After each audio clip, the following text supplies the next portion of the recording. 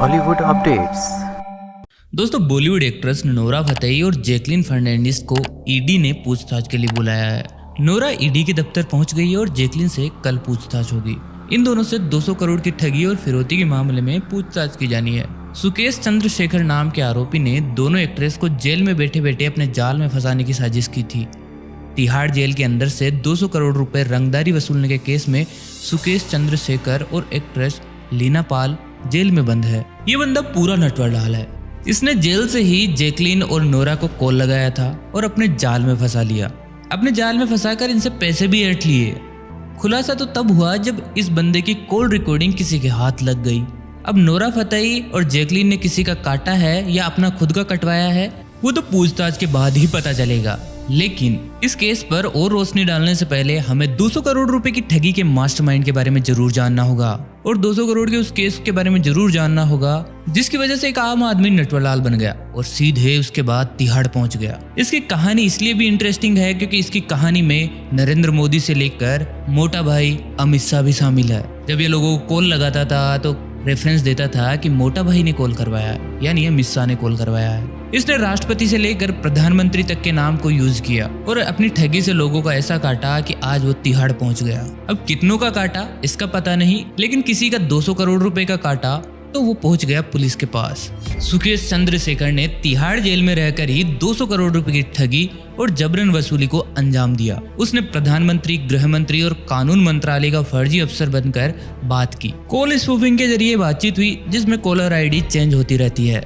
BJP के party fund में 200 करोड़ रुपए जमा करने के नाम पर यह ठगी हुई। 7 अगस्त को स्पेशल सेल के थाने में ये केस दर्ज हुआ। रेनबेक्सी के पूर्व प्रमोटर शिवेंद्र मोहन सिंह की पत्नी अदिति सिंह ने यह केस दर्ज कराया। एफआईआर के मुताबिक अदिति सिंह ने बताया कि उनके पति शिवेंद्र मोहन सिंह अक्टूबर 2019 से जेल में बंद है।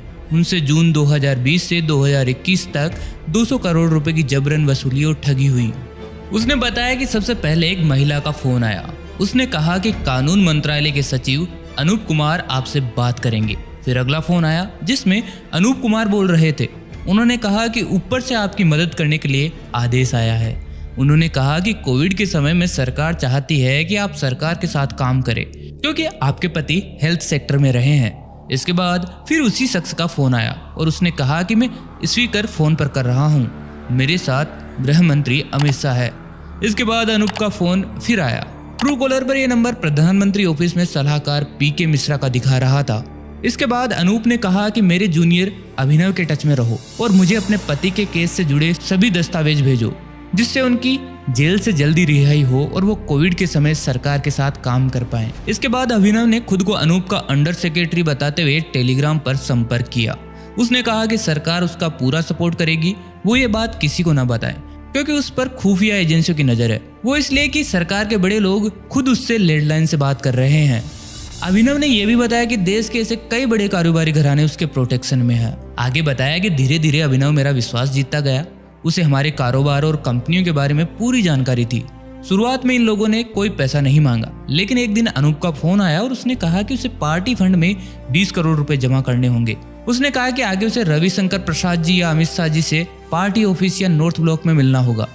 पहले पैसे विदेश भेजने के लिए कहा गया, लेकिन फिर रोहित नाम का एक लड़का सेडान गाड़ी से एक महिला के साथ आता था और वो कई किस्तों में पैसा ले गया। उसके बाद अनूप ने 30 करोड़ रुपए की मांग की और कहा कि पार्टी उससे खुश है। अदिति का कहना था कि ये लोग मुझे डराते थे, धमकी देते थे, इसलिए धीरे धीरे मैंने अपने गहने, निवेश सब कुछ दाव लगाकर इनको 200 करोड़ रुपए दे दिए। इसके बाद ये लोग मुझे धमकाते रहे, विदेश में पढ़ रहे मेरे बच्चों को देख लेने की धमकी देते रहे। ये लोग टेलीग्राम पर मेरे परिवार और दूसरे लोगों से भी बात करने लगे। फिर एक दिन अनूप का फोन आया। उसने कहा कि गृह सचिव अजय भल्ला आपसे बात करेंगे, आपके पति को आपसे जल्द ही मिलवाया जाएगा। अजय भल्ला ने भी बात की, लेकिन अनूप, अभिनव और अजय भल्ला तीनों से बात करने से ये महसूस हुआ कि ये सभी दक्षिणी भारत के हैं। उनकी बातचीत का टोन दक्षिणी भारत की थी।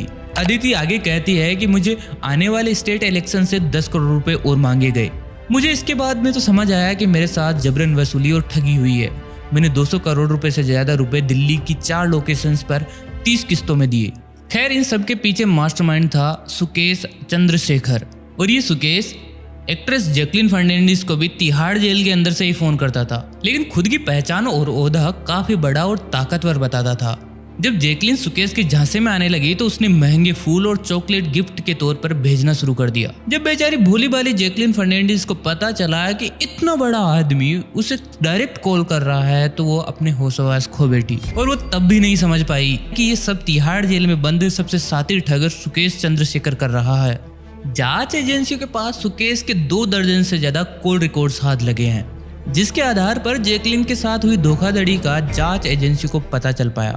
अब बेचारी जैकलिन फर्नांडिस और नोरा फतेही कितनी भोली है, अपने साथ ठगी होने के बावजूद उन्हें इतना तक नहीं पता कि इसकी FIR कहां करवाए। खैर ये तो ईडी की मेहरबानी मानो कि उन्होंने खुद FIR दर्ज करके उन्हें खुद पूछताछ के लिए बुलाया है और ये पता करने की कोशिश की है कि उन्होंने जो पैसा दिया है वो कहां से आया है। तो दोस्तों टेंशन लेने की जरूरत नहीं है, जल्दी हमें पता चल जाएगा कि ऊंट किस करवट बैठेगा। और आप ये अपने आइडिया से बताइए कि किसने अपना ज़्यादा कटवाया होगा। वीडियो कैसा लगा? अगर अच्छा लगा हो तो लाइक और शेयर करना ना भूले, चैनल को जरूर सब्सक्राइब कीजिए। दोस्तों जल्दी मिलेंगे नई वीडियो के साथ, तब तक के लिए नमस्कार।